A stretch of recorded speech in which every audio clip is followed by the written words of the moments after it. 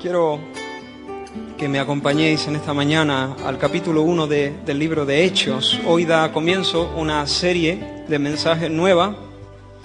Con la ayuda del Señor vamos a estar viendo algunos pasajes del libro de los Hechos. No vamos a hacer una exposición versículo por versículo del libro de Hechos, pero sí vamos a estar tomando algunas escenas, algunas fotografías, por así decirlo, algunos de los relatos que Lucas describe aquí en el libro de Hechos, y vamos a estar meditando en ellos en las próximas semanas. No sé cuánto va a durar la serie, pero sí quiero deciros cuál es el propósito. ¿Por qué estamos estudiando este libro?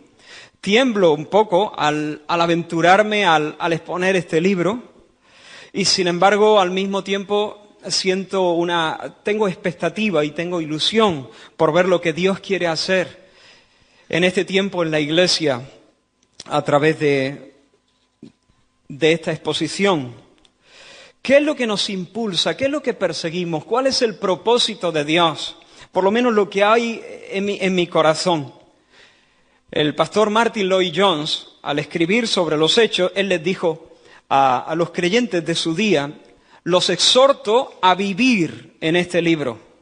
Es un tónico, el tónico más grande del que tengo conocimiento en la esfera del espíritu. Un tónico, ya sabemos, es algo que vigoriza, que entona. Así que lo que está diciendo, en otras palabras, es: les estoy animando a vivir en este libro, porque vivir en este libro y estar desentonado y estar flojo es imposible. El libro de Hechos te entona espiritualmente, te da vigor espiritualmente, te impulsa, te hace vibrar. Y eso es lo que estamos buscando. John Stott dice: ha sido un saludable ejercicio para la iglesia cristiana de todos los siglos compararse con la iglesia del primer siglo y procurar recuperar algo de su confianza, de su entusiasmo, de su visión y de su poder. Repito esta cita. Ha sido un saludable ejercicio de la iglesia cristiana de todos los siglos compararse con la iglesia del primer siglo y procurar recuperar algo de su confianza, su fe radical, de su entusiasmo, de su visión y de su poder.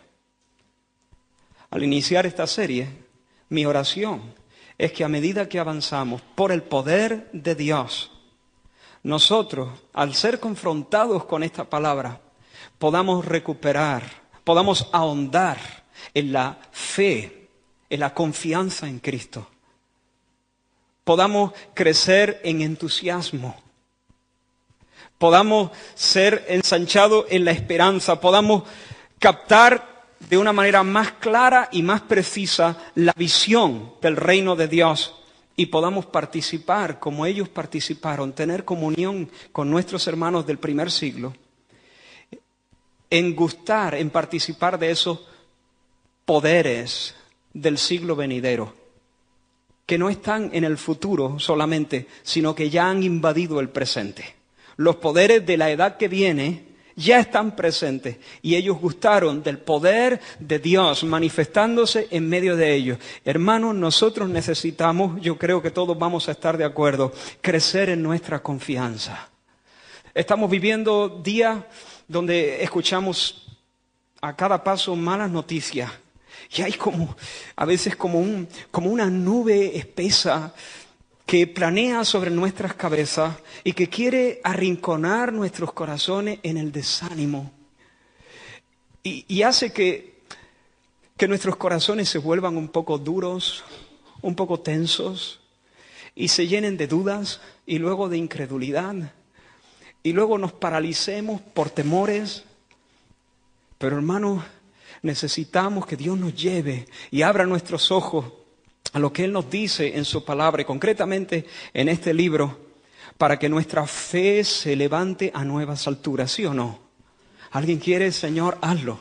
Levanta mi fe a nuevas alturas, una fe más radical, donde que tú vengas y venzas mis temores, arranques dudas, me lleves a una nueva experiencia anclada en certeza más profunda, más clara.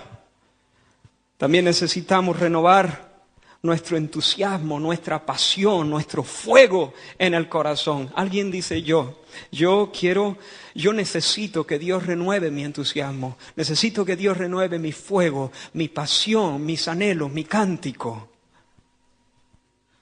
Yo lo necesito, hermano. Eso es lo que nos proponemos. Pero también necesitamos captar mejor la visión de Dios. A veces tenemos visiones tan a ras de suelo, tan preocupados por cosas que se pasan, cosas que caducan, que ya están caducadas, tan enredados en cositas que es un dar vuelta, pero a veces tan ajenos. Sí, lo tenemos en nuestra cabeza, cualquiera de nosotros podría escribir más o menos cuál es el plan de Dios, cuál es la visión de Dios, de qué va la cosa, qué es lo que Dios se ha propuesto. Pero otra cosa es verlo con una con nitidez, con una claridad nueva, con una precisión nueva. Yo necesito que Dios unja mis ojos con colirio y ensanche mi visión. Y yo pueda ver como nunca he visto de qué va todo esto, de qué va mi vida, de qué va tu vida, de qué va la iglesia. Y necesitamos gustar, experimentar el poder de Dios manifestándose en medio de nosotros, de tal manera que cualquiera que entre en contacto con la iglesia no tenga más remedio que decir: Dios está en medio de ellos. Siempre he pedido al Señor esto, muy especialmente desde que vine y asumí la responsabilidad pastoral en esta iglesia. Señor, haz las cosas de tal manera, haz cosas que no tengan otra explicación, sino que tú lo hiciste, que nadie ponga en duda eso. Haz cosas de tal forma que quede en evidencia que el hombre es débil, que esto no se debe a ningún carisma personal, ni de mí ni de nadie, que esto no tiene otra explicación, sino que Dios ha venido y que Dios está obrando. ¿Alguien se une a mi oración? Necesitamos experimentar el poder sobrenatural manifestado en medio de la iglesia, igual que ayer, hoy también. Así que nuestro propósito, sin caer en el error de ver a la iglesia primera de una manera romántica. Aquí no tenemos gente perfecta, no podemos idealizar a la iglesia primera porque son personas llenas de conflictos, llenas de contradicciones, igual que nosotros, débiles, inconstantes, pero sin llegar a idealizarlo. Queremos mirar lo que Dios hizo en medio de ellos, examinar estos pasajes con la ayuda del Espíritu Santo y dejar que el Señor nos confronte con nuestra dureza, con nuestra incredulidad, con nuestras dudas, con nuestros temores, con nuestro egoísmo, con nuestra ceguera, o mejor dicho, con nuestra miopía espiritual. No es ceguera, porque Dios nos ha dado luz, pero a veces miopía espiritual, con nuestra falta de poder, con nuestra esterilidad. Así que al exponernos a estos mensajes, yo ya sé que voy a ser confrontado. Yo ya sé que Dios nos va a dar un meneo. Pero necesito y quiero que eso suceda. ¿Por qué? Porque así, al sentirnos faltos, al sentirnos pobres, al sentirnos incluso confrontados por el hecho de estar viviendo por debajo de nuestras posibilidades espirituales. Escuchaba el otro día a alguien decir: el problema de los españoles ha sido que hemos vivido por encima de nuestras posibilidades. Se estaba refiriendo, claro, al asunto económico. Y esta misma persona decía: el problema de los cristianos es que generalmente vivimos por debajo de nuestras posibilidades espirituales. Al ser confrontados, hermanos, yo creo, yo espero y oro que el Espíritu Santo de Dios va a ir forjando, poniendo un nuevo clamor en nuestros corazones. un nuevo anhelo, nuevos deseos de experimentar todo aquello que Dios tiene para nosotros aquí. Y yo espero que por su acción la Iglesia sea renovada en su pasión y en su entusiasmo. Y Dios unja nuestros ojos y nos dé una visión más clara.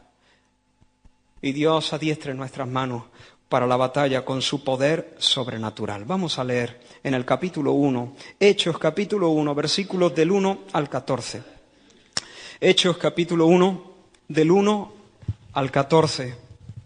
En el primer tratado, oh Teófilo, hablé acerca de todas las cosas que Jesús comenzó a hacer y a enseñar hasta el día en que fue recibido arriba, después de haber dado mandamientos por el Espíritu Santo a los apóstoles que había escogido, a quienes también, después de haber padecido, se presentó vivo con muchas pruebas indubitables, apareciéndoseles durante 40 días y hablándoles acerca del reino de Dios.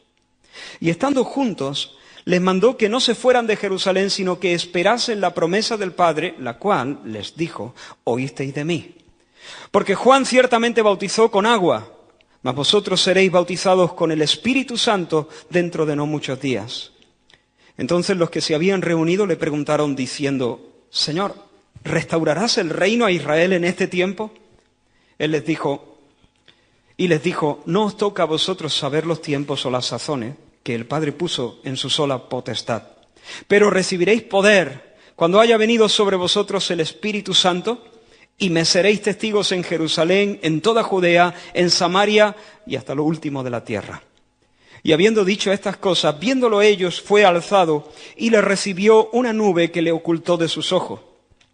Y estando ellos con los ojos puestos en el cielo, entre tanto que él se iba, he aquí se pusieron junto a ellos 2 varones con vestiduras blancas, los cuales también les dijeron: varones galileos, ¿por qué estáis mirando al cielo? Este mismo Jesús, que ha sido tomado de vosotros al cielo, así vendrá como le habéis visto ir al cielo. Entonces volvieron a Jerusalén desde el monte que se llama del Olivar, el cual está cerca de Jerusalén, camino de un día de reposo. Y entrados, subieron al aposento alto donde moraban Pedro y Jacobo, Juan, Andrés, Felipe, Tomás, Bartolomé, Mateo, Jacobo, hijo de Alfeo, Simón el celote y Judas, hermano de Jacobo. Todos estos perseveraban unánimes en oración y ruego con las mujeres y con María, la madre de Jesús, y con sus hermanos. Hasta ahí la lectura. Ahora, hermano, mira estos últimos versículos. Por supuesto, el pasaje está lleno de detalles que no podemos considerar en esta mañana. De hecho, el mensaje que quiero traer en un principio iba a tener 3 puntos. Quería hablar de 3 cosas en este pasaje, pero al final me di cuenta que iba a ser demasiado. Así que lo he reducido a un solo punto. Es un mensaje muy sencillo. Quiero decir una cosa muy simple y espero que el Señor me ayude. Mira un momento de nuevo estos versículos, no cierre la Biblia. El versículo 13, entrados subieron al aposento alto, donde moraban Pedro, Jacobo, Juan, Andrés, Felipe, Tomás, Bartolomé, Mateo, Jacobo, hijo de Alfeo, Simón el celote y Judas, hermano de Jacobo, también llamado Tadeo. Y las mujeres y María, la madre de Jesús, los hermanos de Jesús. Ahí estaban. Considera un momento ese grupo de personas. Generalmente cuando nosotros vemos una peli, generalmente, no siempre, pero suele pasar una cosa, que rápidamente identificas a los protagonistas de la película. Y esta es mi opinión, yo no soy... Lógicamente, las cámaras tratan a los protagonistas de una manera especial. Rápido te enfocan un primer plano, a lo mejor la cámara está enfocando a diferentes personas que van y vienen, pero de repente se detiene y te pone un primer plano del protagonista, entonces tú intuyes, bueno, ese es el protagonista, aunque no conozcas los actores ni los hayas visto previamente.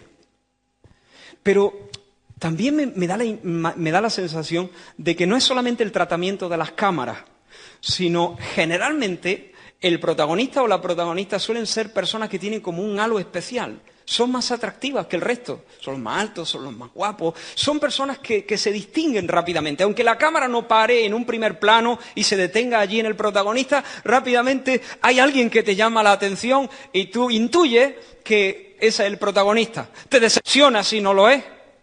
Posiblemente. No sé si a ti te pasa, esa es una cosa mía, yo no entiendo de cine.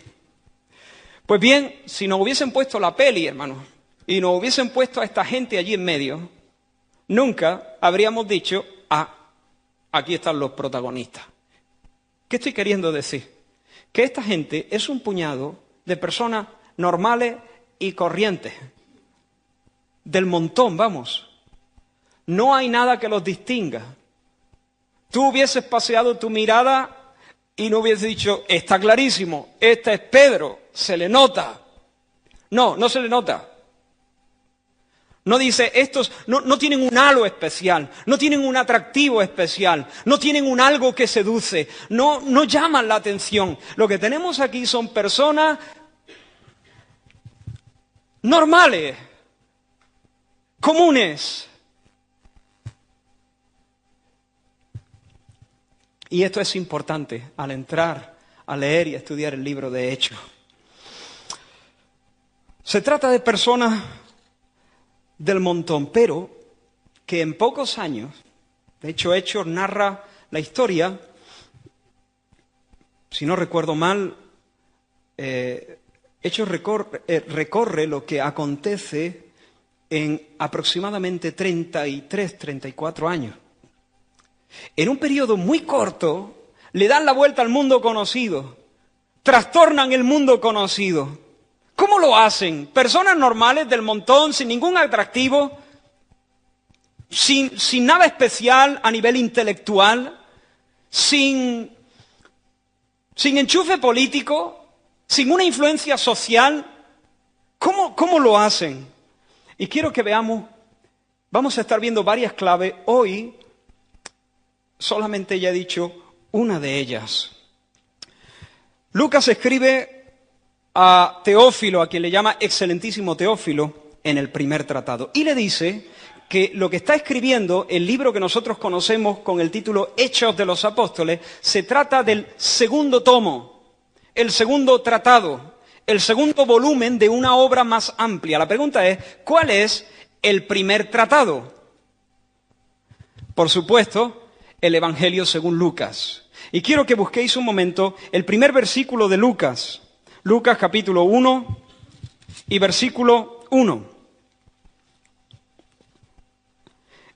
Esta introducción no solo es la introducción a Lucas, sino que sirve también como introducción a Hechos, porque, según la mayoría de los eruditos, Hechos, Lucas y Hechos están pensados para formar una sola obra en dos volúmenes distintos. Y ahí Lucas escribe a Teófilo. Lucas es un cristiano gentil, ha sido compañero de Pablo en buena parte de sus viajes misioneros, y ha investigado todas estas cuestiones y ahora escribe su evangelio y dice, puesto que ya muchos han tratado de poner en orden la historia de las cosas que entre nosotros han sido, ¿cómo? Ciertísimas, tal como nos lo enseñaron los que desde el principio lo vieron con sus ojos y fueron ministros de la palabra, me ha parecido también a mí, después de haber investigado con diligencia todas las cosas desde su origen, escribírtelas por orden, oh excelentísimo Teófilo, para que conozcas bien la verdad de las cosas en las cuales has sido instruido. Así que, Teófilo, yo he vuelto a investigarlo todo. He puesto diligencia en toda esa labor. He estado en contacto con aquellos que lo vieron con sus propios ojos y que Dios comisionó para ser ministros de su palabra. He ordenado el material. Y Teófilo, ahora estoy escribiendo esto para que conozcas la verdad de todas estas cosas que para nosotros son ciertísimas. Pero ahora cuando escribe Hechos, le dice, en el primer tratado, oh Teófilo, te escribí acerca de lo que Jesús comenzó a hacer y a enseñar hasta el día en que fue recibido arriba. Este, Hechos, es el segundo tratado. ¿Me seguí hasta aquí? Vale. Ahora, hermano, una cosa importante. El segundo tratado no se puede entender si no se entiende el mensaje del primer tratado. Porque el segundo volumen se levanta, se fundamenta sobre aquello que Lucas ha explicado en el primer volumen. El libro de Hechos lo vamos a malinterpretar a menos que tengamos en cuenta qué es lo que se revela en los evangelios, no solo en el de Lucas, sino en los evangelios. Lo que va a suceder después de la ascensión de Cristo se arraiga en aquello que Cristo ha hecho antes de su ascensión. Ha habido ciertas cosas que Cristo ha hecho y eso es el fundamento, la plataforma sobre el cual se levanta todo lo que viene ahora y que Lucas le va a contar a Teófilo. Así que lo que va a pasar y va a ser descrito en Hechos está ligado inexorablemente con lo que ya ha pasado. Ahora, ¿qué es lo que Lucas ha escrito a Teófilo en el primer tratado? Quiero leer de nuevo los primeros versículos. Dice, en el primer tratado, oh Teófilo, hablé acerca de todas las cosas que Jesús comenzó a hacer y a enseñar, hasta el día en que fue recibido arriba, después de haber dado mandamientos por el Espíritu Santo a los apóstoles que había escogido, a quienes también, después de haber, ¿qué dice?, padecido, se presentó vivo con muchas pruebas indubitables, apareciéndoseles durante 40 días y hablándoles acerca del reino de Dios. Hermanos, Lucas ha contado a Teófilo en el primer volumen cosas que voy a recordaros de una manera muy rápida. Lucas ha contado a Teófilo que Jesús es Dios,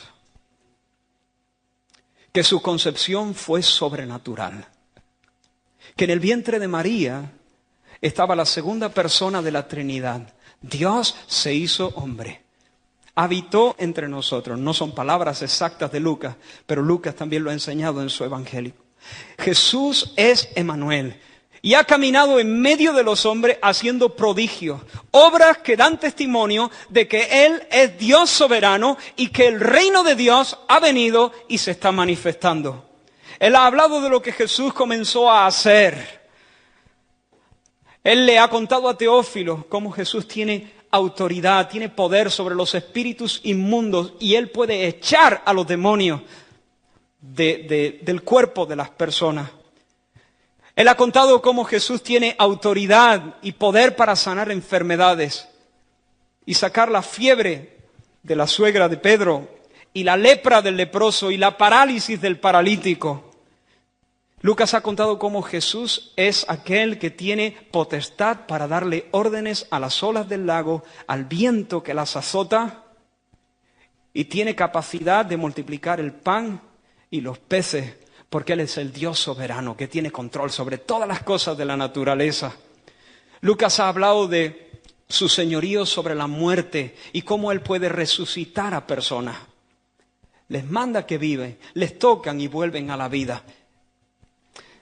Lucas ha hablado de Jesús como aquel que tiene autoridad para perdonar pecados.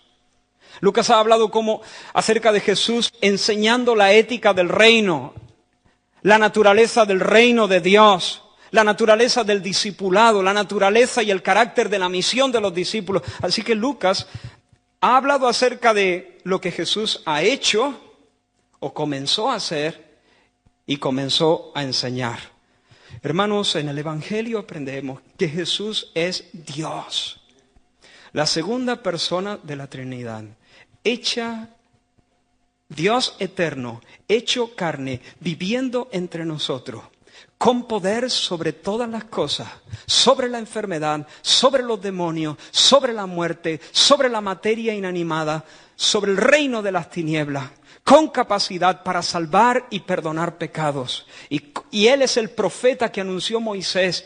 Moisés dijo, un profeta levantará el Señor de en medio de vosotros, a Él oíd. Él es el que trae la enseñanza definitiva, la revelación definitiva, porque Él es el verbo de Dios. Y si nosotros no entendemos eso, vamos a malinterpretar todo el libro de Hechos. Ahora, Lucas ha hablado de algo más en su evangelio. No solamente lo que Jesús comenzó a hacer y enseñar. Él dice, después de haber padecido. Y aquí se refiere a su muerte. Jesús fue, después de haber caminado entre los hombres haciendo maravillas, Jesús es arrancado de entre los suyos, juzgado injustamente, molido a puñetazos, obligado a llevar su cruz a una cantera o a un montículo, según algunos, puesto fuera de la ciudad, desnudado para su vergüenza y torturado públicamente en la cruz. Pero hermanos, Lucas nos ha dicho algo que no nos puede pasar por alto. La muerte de Jesús no es un accidente. La muerte de Jesús no es un atropello, no es solamente un atropello de los fuertes sobre el débil. La muerte de Jesús no es solamente que los poderosos arremeten contra la vida de uno que es limpio y santo y Jesús se convierte en una víctima. La muerte de Jesús, sí, es verdad, los poderosos, los líderes religiosos y los líderes políticos se ponen de acuerdo para quitar de en medio a Jesús de la escena y lo torturan con saña y lo dejan ahí colgando en la cruz para que se lo coman los buitres. Aunque ya sabemos que luego lo bajaron de la cruz y lo enterraron, lo pusieron en un sepulcro nuevo. Pero hermanos, la muerte de Jesús es mucho más. Y ahora quiero que prestes atención. La muerte de Jesús es una muerte vicaria. ¿Qué significa una muerte vicaria? Es una muerte sustitutiva. Cuando Jesús padeció todas estas cosas, Jesús estaba padeciendo en el lugar de otro. Lo que estaba pasando, y aquí estoy resumiendo mucho, es que Jesús había vivido la vida que tú no eras capaz de vivir.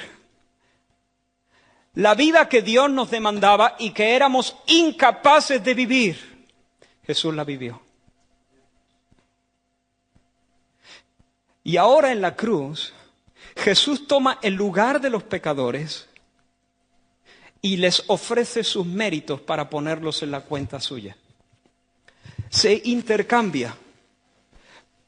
Jesús asume el castigo, el justo castigo de la ira de Dios sobre los pecadores, para que los pecadores puedan ser tratados por Dios de acuerdo a las obras de justicia que Jesús ha hecho, no ellos, que Jesús ha hecho. Hermanos, en la cruz, el santo ocupa el lugar de los pecadores. Aquel que es el bendito va al lugar maldito y se pone como maldición para recibir la maldición, para que la maldición contra los pecadores caiga sobre él. En la cruz, el amado recibe el peso de la justa ira de Dios sobre los rebeldes, sobre sus enemigos. Es el Hijo eterno, el legítimo heredero de todas las cosas, el que es expulsado de la ciudad, desnudado completamente y puesto colgando sin un palmo de tierra bajo sus pies, suspendido entre el cielo y la tierra, desheredado completamente. Hermanos, Lucas le ha dicho a Teófilo y nos ha dicho a nosotros las cosas que Jesús comenzó a hacer y a enseñar. Y Él, el Hijo de Dios, Emmanuel, Dios entre nosotros, ha padecido muriendo de forma sustitutiva. Él murió por los pecadores. Yo puedo decir, Él murió por mí. Él murió en mi lugar. Él asumió el castigo que yo merecía y ahora se me ofrece ser tratado por Dios como si yo hubiera vivido la vida que Jesús vivió. Esa es la buena noticia del Evangelio. No hay otra noticia que donde se muestre más el amor, la gloria, la sabiduría de Dios. Y alabamos al Señor. Pero no solo eso. Dice que después de haber padecido, dio mandamientos a sus apóstoles, que él había elegido, y se presentó como vivo, con muchas pruebas indubitables. Así que, hermanos, no solamente Jesús anduvo como el Hijo de Dios en medio de nosotros, anduvo haciendo bienes, destrozando las cadenas satánicas, mostrando el advenimiento del reino de Dios, no solamente murió de forma vicaria, expiando los pecados de un pueblo, satisfaciendo plenamente la justicia de Dios, ocupando nuestro lugar para concedernos su bendición. No solamente eso, sino que Jesús venció a la muerte. Y en el primer día de la semana, siendo todavía muy oscuro, la piedra ya se había removido, la muerte no lo pudo sujetar y Dios lo levantó, sueltos los dolores de la muerte. Y se presentó vivo 1, 2 veces, 3 veces, 4 veces, 5, muchísimas veces. Tenemos por lo menos registradas 10 veces. Se presentó a las mujeres en la tumba, a María Magdalena, luego estando ella sola, a 2 hombres que iban camino a Emaús, se presentó a Pedro en Jerusalén, se presentó a 10 discípulos, faltaba Tomás, se presentó luego a los 11 estando ya Tomás, se presentó a 7 discípulos que estaban pescando en el lago.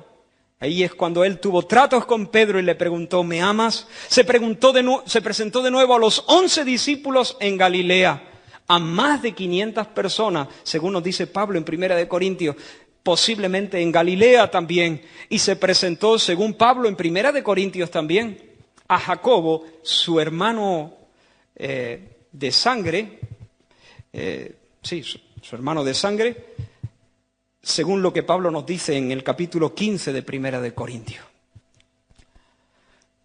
Y no solo eso, hemos leído que durante 40 días, hermano, Jesús estuvo apareciéndoseles y hablándoles acerca del reino de Dios. ¿Me seguís todavía?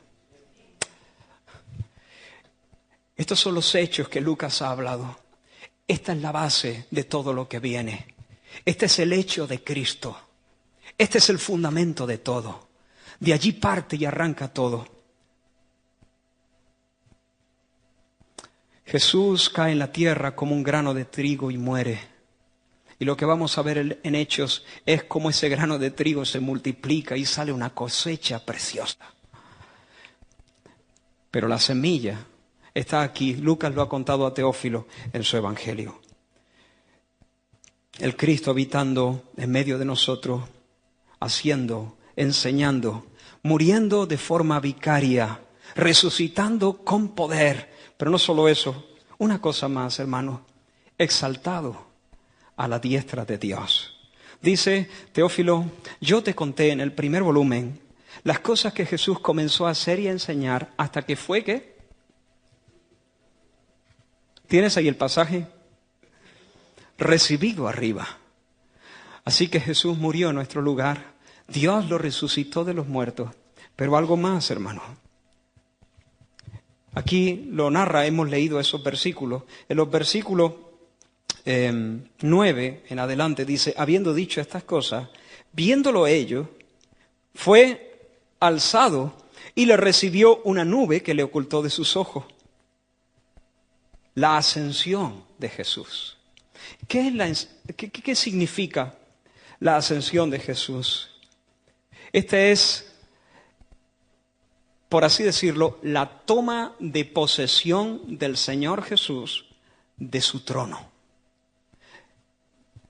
Sí, el Señor Jesús desde la eternidad ha tenido siempre un lugar de dominio, pero ahora como Mesías triunfante, como Mesías resucitado, se le da el trono y en esa ascensión Él está tomando posesión de su trono. Y desde allí, Cristo sentado a la diestra de la majestad en las alturas, Él gobierna el mundo, todas las cosas. Él espera hasta que sus enemigos sean puestos por estrado de sus pies. Y cuando todo le sea sujeto, Él mismo entonces entregará el reino a su Padre. Hay un salmo que de forma poética describe esta exaltación. Alzado puertas vuestras cabezas, y alzaos vosotras puertas eternas, y entrará el Rey de Gloria. Es como el soberano que viene a la ciudad, y hay un pregonero que pregona, abrid la puerta y entrará el Rey de Gloria. ¿Quién es ese Rey de Gloria?, pregunta el salmista. Jehová de los ejércitos, Él es el Rey de la Gloria. Y el pasaje más citado el pasaje del Antiguo Testamento más citado en el Nuevo Testamento es el Salmo 110. Si puedes buscarlo un momento, el Salmo 110. Ese es el pasaje del Antiguo Testamento que más se menciona en el Nuevo Testamento. Y aquí hay una fantástica declaración.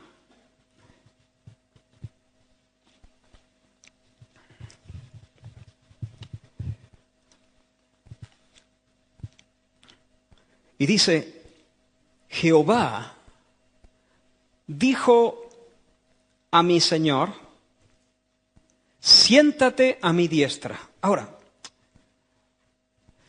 recordáis, en una ocasión los judíos le hicieron una pregunta trampa a Jesús. Pero Jesús, en lugar de responder, les lanzó otra pregunta. Y él les dijo, ¿alguien me puede explicar por qué razón David llamó al Mesías mi Señor? Porque todos sabían que este Salmo 110 es un salmo mesiánico. Jesús les dice, vamos a ver, hay un solo Dios. Y en el Salmo 110, vosotros sabéis que el Mesías es hijo de David. Y en el Salmo 110, Jehová, el único Dios verdadero, aparece hablándole al Mesías y diciéndole, siéntate a mi diestra hasta que ponga a tus enemigos por estrado de tus pies. Así que Jehová, el único Dios verdadero, le habla al hijo de David, el Mesías, y le dice que se siente a su diestra. Pero cuando el salmista escribe, él dice, dijo el Señor, Adonai, a mi Señor. Ahora, hermano, cualquier israelita sabía que entre Dios y él sí había, no mediadores, no sería la palabra, pero sí había más autoridades por encima de él. Entre él y Dios estaba el rey, pero David era el rey. Entre el rey y el único Dios verdadero no hay nada. Y sin embargo, el rey dice que Jehová le dice a su Señor que se siente a su diestra. Así que esta es una fantástica declaración donde David aparece hablando del Mesías y le da al Mesías el título que solamente se reservaba para Jehová, Dios, Adonai. Jesús le dijo, ¿me lo podéis explicar? ¿Cómo es que David llama a su hijo mi Señor, Adonai? ¿Cómo es esto? Y por supuesto ellos no supieron qué contestar. Y ya no se atrevieron a hacerle más preguntas.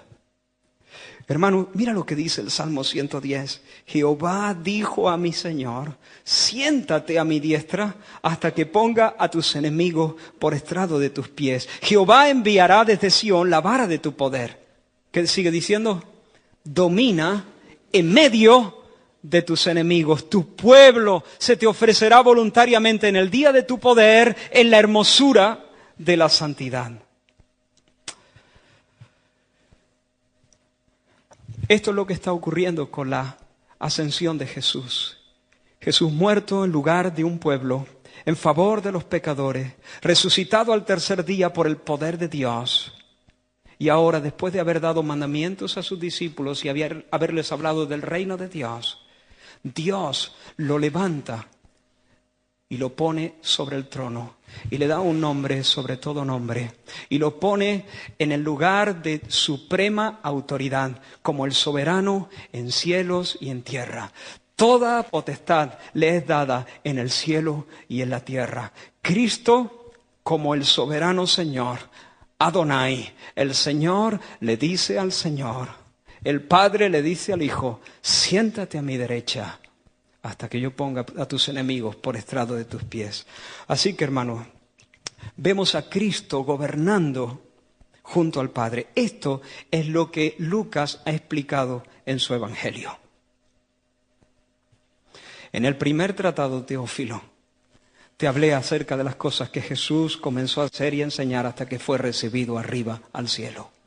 Emmanuel, Dios con nosotros, haciendo milagros, viviendo una vida justa, enseñando las cosas del reino de Dios, muriendo en el lugar de los pecadores, levantándose por el poder de Dios, vivo de entre los muertos y manifestándose vivo de entre los muertos con muchas pruebas indubitables. En una ocasión, los discípulos le vieron, Jesús apareció en medio de ellos y los espíritus se asustaron porque creían que era espíritu.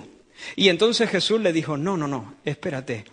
Un espíritu no tiene carne ni huesos como yo tengo. Tocad mis manos, mirad mis pies, que yo no soy espíritu, yo mismo soy. Y como ellos, dice la palabra, de gozo no le creían, estaban que no terminaban de encajarlo todo, Jesús les dijo, ¿tenéis algo de comer? Y ellos le dieron si no recuerdo mal, un pescado y un panal de miel. Y él se lo comió delante de ellos. Los fantasmas no hacen eso. Los espíritus no hacen eso. Pero el panal de miel se quedó dentro en el estómago y Jesús hizo la digestión. Porque Él era Él mismo, vivo, con pruebas indubitables. Pero no solo eso, ahora el Señor lo exalta, lo sienta en su trono. Y Jesús se sienta en su trono no para echar una siesta, no para dormitar. Jesús se sienta en su trono para gobernar todas las cosas. Ahora, hermanos, date cuenta de una cosa, y estamos llegando a la última parte. Es importante que advirtamos que Lucas nos dice que en el primer tratado él le cuenta a Teófilo lo que Jesús hizo y enseñó. ¿A qué no? No dice, Teófilo, en el primer tratado ya te conté lo que Jesús hizo y enseñó. ¿A qué no dice eso? No exactamente. ¿Qué es lo que le ha contado a Teófilo en el Evangelio según Lucas? Lo que Jesús comenzó a hacer y a enseñar. Y este detalle es importante. ¿Por qué es importante? ¿De qué trata el segundo tratado? ¿De qué va el segundo volumen? No lo dice exactamente, pero lo implica. Teófilo, en mi primer volumen, en el tomo 1, te conté lo que Jesús comenzó a hacer y a enseñar. Y ahora, en el tomo 2, te voy a contar, termina la frase, lo que Jesús siguió haciendo y enseñando. ¿Quién es el protagonista de Hechos? ¿Quién es el primero en la lucha? ¿Quién es el que está al frente en la batalla? ¿Quién es el que hace en el libro de Hechos? ¿Quién es el actor principal del libro de Hechos? Hechos, hermanos, es el relato histórico de lo que Jesús continuó haciendo y enseñando por medio de su Espíritu Santo a través de su pueblo. Lo repito, Hechos es el relato histórico. Lucas fue diligente en recopilar los datos históricos como alguien pulcro en este sentido. No manipuló las cosas como algunos han sugerido.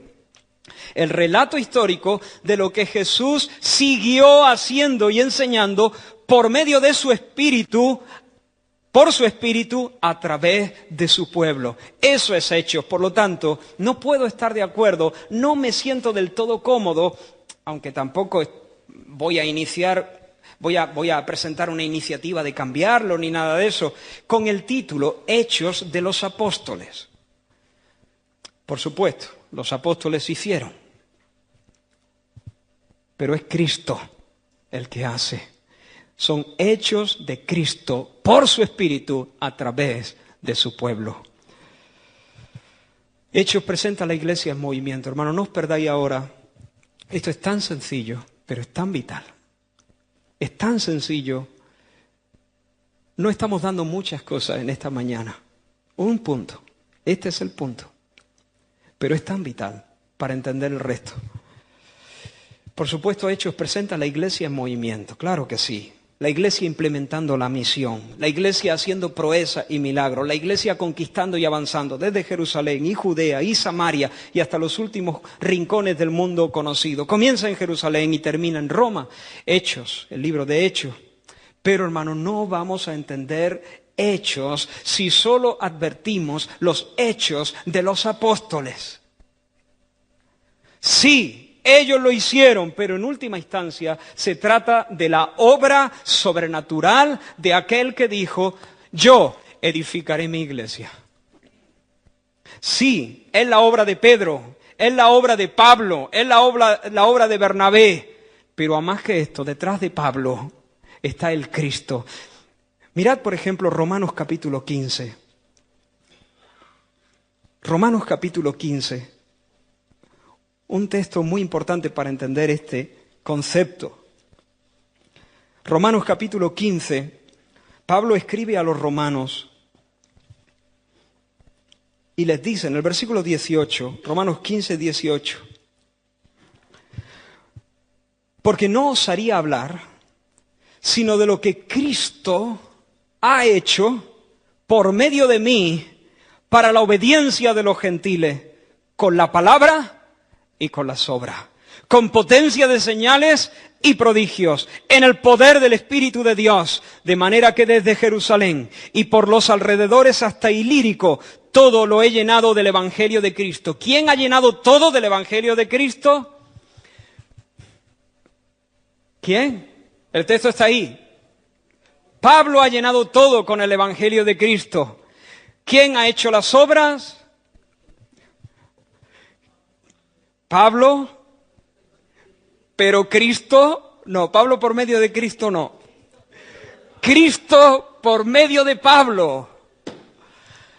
Hermanos, Lucas dice, perdonadme si soy muy reiterativo, lo asumo, lo sé que a veces canso, pero prefiero llevarme a todos conmigo. Teófilo, amigo mío, en el primer volumen ya te conté lo que Jesús comenzó a hacer y a enseñar. Emmanuel, haciendo y enseñando, el profeta de Dios, viviendo en medio de nosotros, trayendo la palabra definitiva de Dios, muriendo en el lugar de los pecadores, una muerte sustitutiva, expiando los pecados de un pueblo, siendo levantado por Dios, vivo de entre los muertos y manifestándose a sus discípulos con prueba indubitable. Exaltado a la diestra de la majestad de las alturas, con poder Dios lo levantó. Siéntate a mi diestra, le dijo, hasta que ponga a todos tus enemigos. Proclamado rey, coronado rey sobre todas las cosas. Y en sus manos entregada toda potestad y toda autoridad, tanto en el cielo como en la tierra. Ahora te voy a escribir el segundo volumen. Teófilo, te sigo hablando de la misma persona. Ahora te voy a hablar de lo que Jesús siguió haciendo por su Espíritu Santo, ya no presente, ya no caminando sobre la tierra, pero desde arriba, sentado en el trono, sentado desde su trono. Jesús no hizo como David, que en el tiempo en que los reyes salen a la guerra, se quedó en su azotea pillando moscas. Ojalá se hubiese quedado solamente pillando moscas. Recordáis, ¿no? El rey David me refiero. En el tiempo en que los reyes salían a la guerra, él se quedó en su palacio. ¿Qué hace David? ¿Es que ya no quieres combatir con el ejército de Israel? Jesús no hace eso. Jesús, Él sigue en misión desde su trono como comandante, como jefe, como cabeza. Jesús en su trono, en el libro de Hechos, es el rey en misión. Él es el rey en misión. Él es el que sigue haciendo las cosas. Sí, todo se va llenando del Evangelio. Primero Jerusalén, y luego Judea, y luego Samaria, y luego lo último de la tierra. El Evangelio se impone, los milagros se dan. Dios está ensanchando la iglesia, ensanchando las cuerdas de su cabaña. Los propósitos de Dios van adelante. Pablo dice, lo he llenado todo del Evangelio, pero en realidad, hermanos, yo no me atrevería a contar, sino lo que Cristo ha hecho. Cristo ha hecho por medio de mí. Yo soy un instrumento, pero el actor principal, el protagonista, el primero en la batalla, el que está en la primera línea, es Cristo, que reina y gobierna y desde su trono está presidiendo la ofensiva. Oh, hermanos, si nosotros podemos captar esto. Cristo exaltado a la diestra de Dios es el que está haciendo los hechos que Lucas describe en su segundo tratado. Es Dios por su Espíritu ejecutando sus planes misericordiosos, poniendo bajo su amable yugo a los enemigos de la cruz y haciéndolos hijos y herederos. Es Dios. Hermanos, si necesitamos algo, es una visión renovada, un entendimiento de la posición que ocupa Cristo en estos momentos como cabeza de la iglesia, como rey en misión y como protagonista en la lucha. Hermanos, ¿cómo se encoge el corazón cuando nos vemos solo en la cena?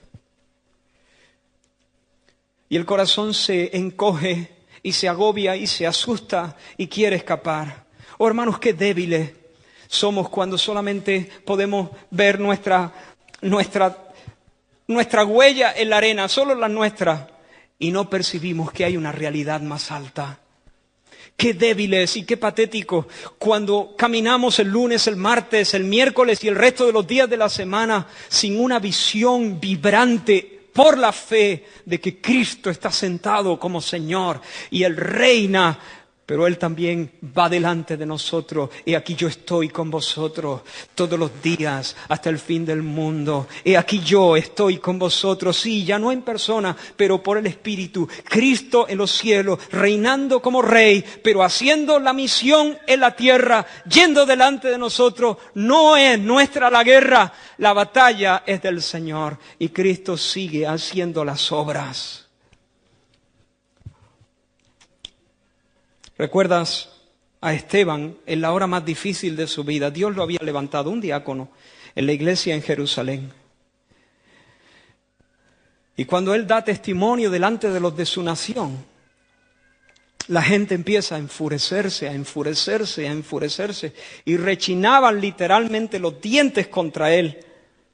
Y dice uno de los relatos de este libro de Hechos, en el capítulo 7, dice que oyendo estas cosas se enfurecían en sus corazones y crujían los dientes contra él. Pero mira, pero Esteban, lleno del Espíritu Santo, puestos los ojos en el cielo, atento, vio la gloria de Dios y a Jesús que estaba a la diestra de Dios.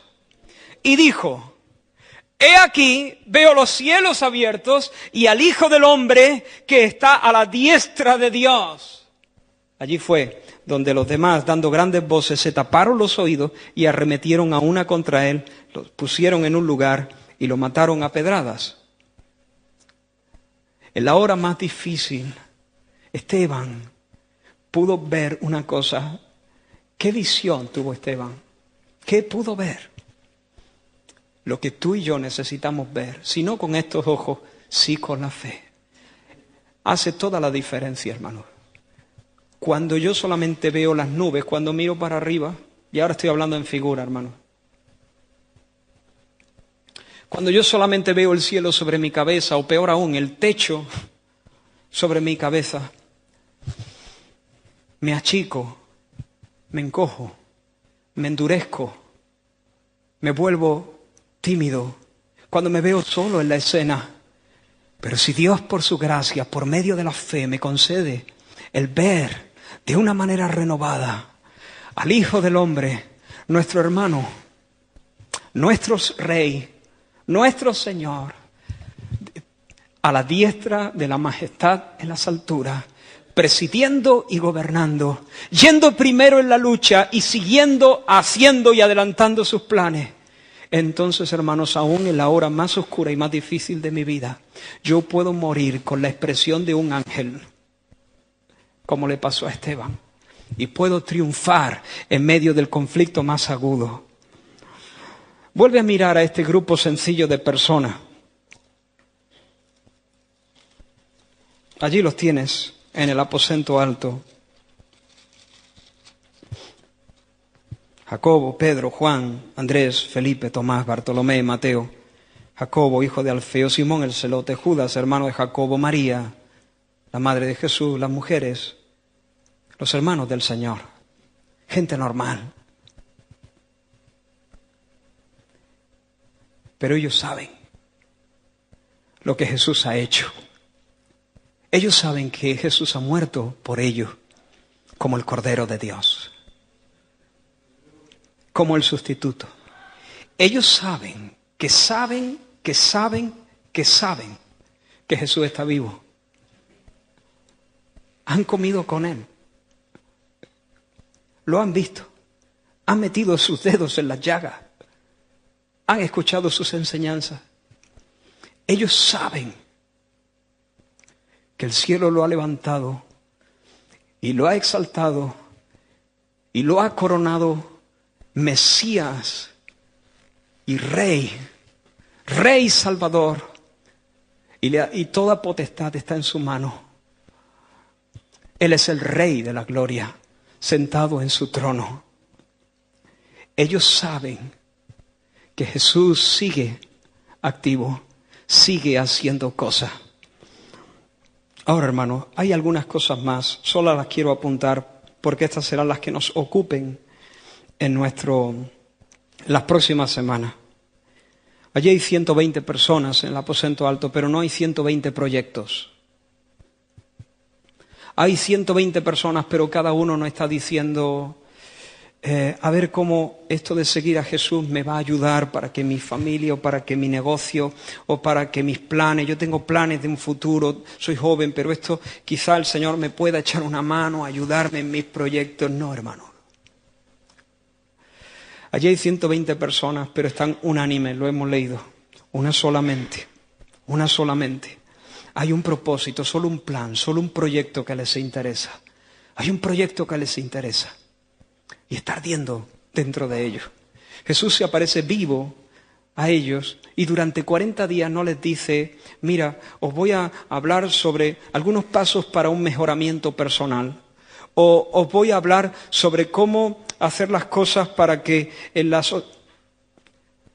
un tema, el proyecto de Dios, el plan de Dios. ¿De qué habla Jesús?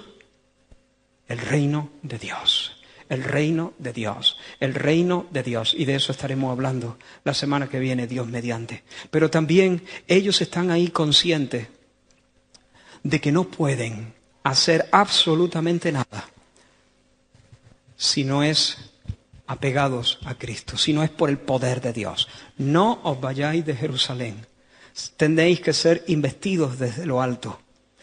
Recibiréis poder, no antes, sino cuando venga sobre vosotros el Espíritu Santo. Así que ellos están allí muy conscientes de su incapacidad, de su esterilidad, hasta que Dios los invista de poder con su Santo Espíritu. Y ellos también están allí, conscientes de que tienen una tarea común, una comisión. Jesús se fue, pero no sin antes de haber dado mandamientos por el Espíritu. Y los mandamientos a los que se refiere en esta ocasión es la gran comisión, es la tarea, la labor que Jesús les encarga por el Espíritu Santo. Así que una tarea, una comisión, un solo proyecto y una promesa de fuerza, de capacidad, de poder espiritual. Eso será lo que veamos la semana que viene. Pero hermanos, no quiero bajarme de aquí, dejar este lugar, sin invitarte una vez más a que tú puedas decir, Señor, quiero verte realmente, quiero entenderte, quiero creerte. Quiero creerte como el Cristo en su trono, como el Señor que reina, como el Dios exaltado.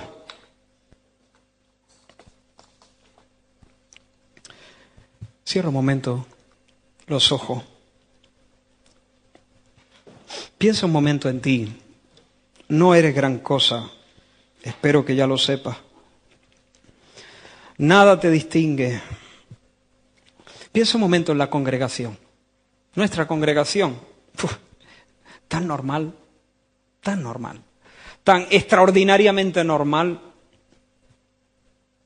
Pero hermanos, si Dios nos da que nuestra fe se levante a nuevas alturas,